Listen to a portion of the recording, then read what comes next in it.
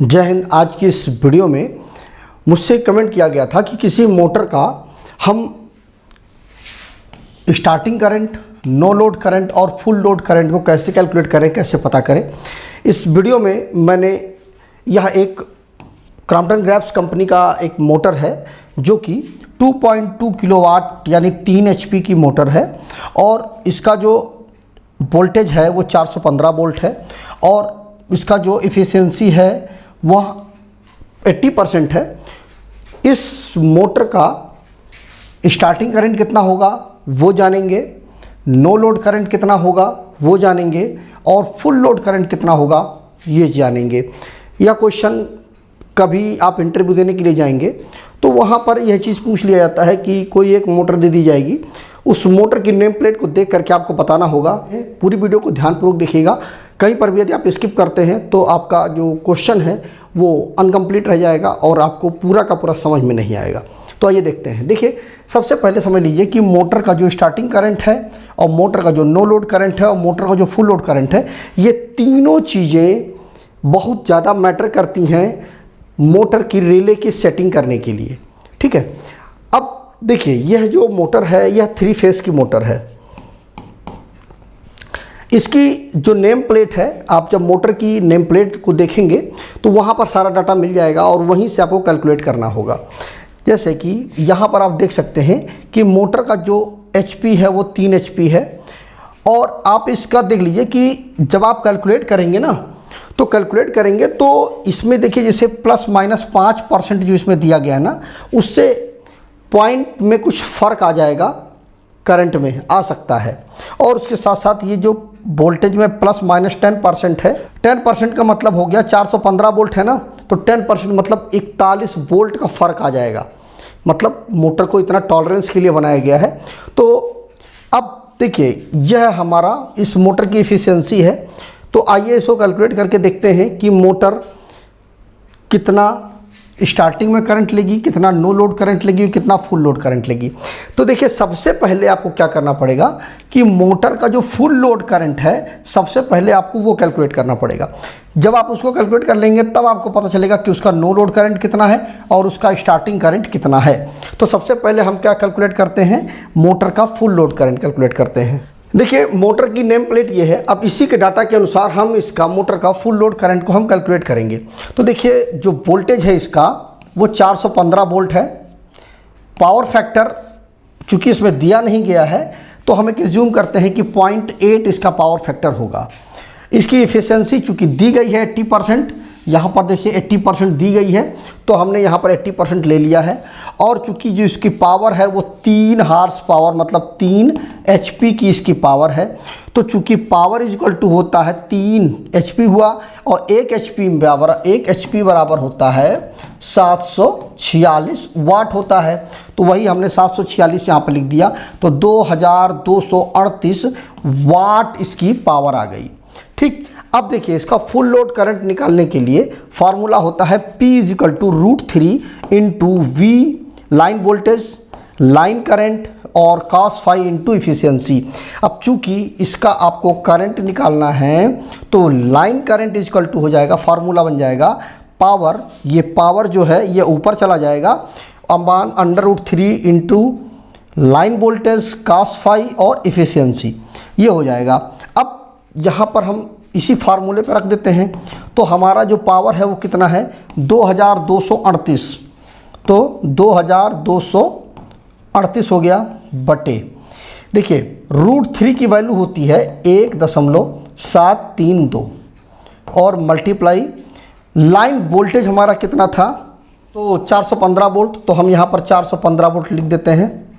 ठीक है, और मल्टीप्लाई cos φ कितना था 0.8 था तो यहाँ पर हम 0.8 लिख देंगे और मल्टीप्लाई इफिशियंसी कितनी थी 80 थी, तो 80 थी तो इसको हम 0.8 भी लिख सकते हैं। ठीक है, अब इतना आ गया। अब इसको जब हम सॉल्व करेंगे तो आ जाएगा 2238 बटे, इसको जब हम सॉल्व करेंगे 460, अब इज इक्वल टू हो जाएगा 2238 का जब हम 460 से भाग देंगे तो आ जाएगा 4.86 एम्पियर। तो मोटर का जो फुल लोड करंट होगा वो इतना होगा। यहाँ पर देखिए मोटर का जो फुल लोड करंट है 5.1 एम्पियर दिया गया है।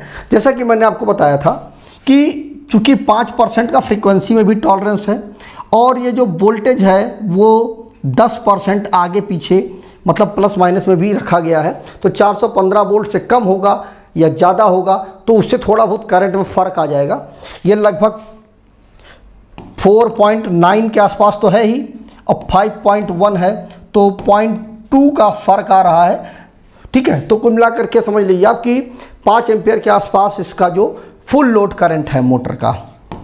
ठीक है, ये 5 एम्पियर के आसपास इसका फुल लोड करंट हुआ। देखिए अब मोटर का जो स्टार्टिंग करंट है वो क्या होता है कि जब किसी इंडक्शन मोटर को जब हम चलाते हैं तो वह अब जब वैसे ही स्टार्ट करेंगे, जैसे हम इसका पुश बटन दबाएंगे वो क्या होगा कि 6 से 8 गुना करंट लेगा अपने फुल लोड करंट का। जो उसका फुल लोड करंट होता है ना उसका 6 से 8 गुना लेता है करंट। तो हम एक एज्यूम कर लेते हैं कि 6 से 8 मतलब 7 गुना करंट हम एज्यूम कर लेते हैं। तो कितना था 5 एम्पियर मतलब 4.86 था और इसका जब हम 7 का गुणा कर देंगे तो लगभग 34 एम्पियर के आसपास आ जाएगा। मतलब जो 3 HP की हमारी मोटर है उसका जो स्टार्टिंग करंट है वो 34 एम्पियर के आसपास आएगा जब वो स्टार्ट होगी। उसके बाद फिर वो अपने जो नॉर्मल करंट है उस पर आ जाएगी, लेकिन स्टार्टिंग के समय 6 से 8 गुना तक करंट लेती है। तो हमने 7 गुना रख लिया है तो 34 एम्पियर के आसपास वो करंट लेगी जब वो स्टार्ट होगी। उसके बाद मोटर का जो नो लोड करंट है वो हमें कैलकुलेट करना है। मोटर हमारी कितनी है 3 HP की मोटर है, इसका हमें नो लोड करंट कैलकुलेट करना है। तो देखिए जब मोटर नो लोड का मतलब हो गया कि इसमें किसी प्रकार का कोई भी लोड कनेक्टेड नहीं है, एकदम फ्री मोटर है, उसकी कपलिंग खुली हुई है, इस पर कोई भी लोड नहीं है, एकदम आप इस मतलब एक लगी हुई है, उस पर किसी प्रकार की कोई चीज़ कनेक्टेड नहीं है उसके रोटर के साथ में, शाफ्ट के साथ में। तो मोटर जब नो लोड में होती है तो 30 से 40% के आसपास वो करंट लेती है जब मोटर नो लोड की कंडीशन में होती है। तो उसका जो फुल लोड करंट है वो 4.86 है। ठीक है, तो इसका 30 से 40% मतलब हम 35% के आसपास मान लेते हैं कि इसका अपना करंट लेगी फुल लोड करंट का। तो 4.86 का जो 35% होगा 4.86 गुणे 35/100। जब हम इसे निकालेंगे तो आ जाएगा 1.7 एम्पियर। तो अब हमने यहाँ पर ये चीज़ समझ ली कि मोटर जो 3 HP की मोटर है वो जब फुल लोड पे चलेगी तो वो कितना लेगी 4.86 एम्पियर लेगी। फुल लोड करंट हो गया। उसके बाद नो लोड करंट कितना हो जाएगा 1.7 एम्पियर और स्टार्टिंग करंट कितना हो जाएगा 34 एम्पियर। ठीक है, तो इस प्रकार से आप कैलकुलेट कर सकते हैं किसी भी मोटर का। तो अगर वीडियो अच्छा लगा हो तो वीडियो को लाइक करिएगा, शेयर करिएगा अपने दोस्तों के साथ, जिससे उनको भी इसके विषय में जानकारी मिल पाए। और यदि आपके मन में कोई क्वेश्चन है, जो डाउट्स आपके क्लियर नहीं हो रहे हैं, तो कमेंट करके पूछिए, मैं उस पर वीडियो बनाने की कोशिश करूँगा यदि आपका क्वेश्चन अच्छा हुआ तो। आज वीडियो में बस इतना ही। जय हिंद।